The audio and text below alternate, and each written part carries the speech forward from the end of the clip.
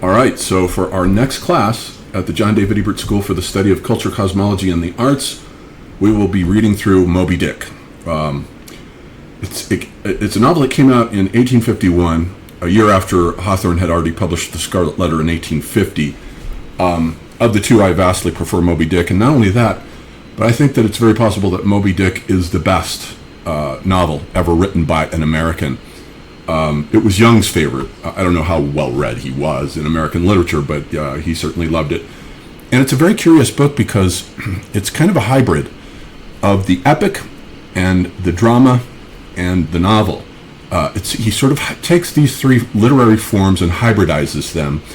By far, he has in mind the epic, which usually very often features a hero slaying a dragon. The European archetypal version of that event is, of course, in the Eddas with Siegfried slaying the dragon there. So the whale stands in for the dragon, just as the shark stands in for the whale in Steven Spielberg's Jaws.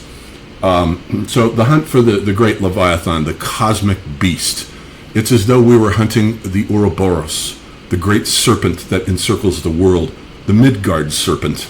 And Thor actually does hunt the Midgard serpent. He fishes him up. One day he puts a bull's head as a piece of bait on the end of his hammer and drops the hammer down into the depths, and the Midgard serpent bites it and he pulls it up and it causes an earthquake. So Melville wants you to think of those things. It's an entirely mythological novel all the way through. The characters speak in Shakespearean dialect. It's an absolutely amazing achievement, I think.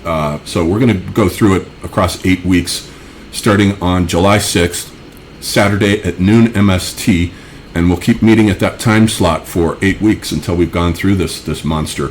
The book, it flips and flops and flaps and squirms just like a fish. It's very unsettled, but a lot of great stuff going on in this novel. And so we'll go all the way down to August 24th. All classes are recorded. Keep that in mind. So if you miss a class, I can always send it to you through your email. That's not a big deal.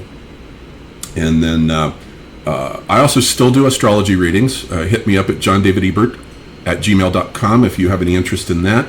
And I also do offer private tutoring as well. Okay, that's it. I'll see you in class.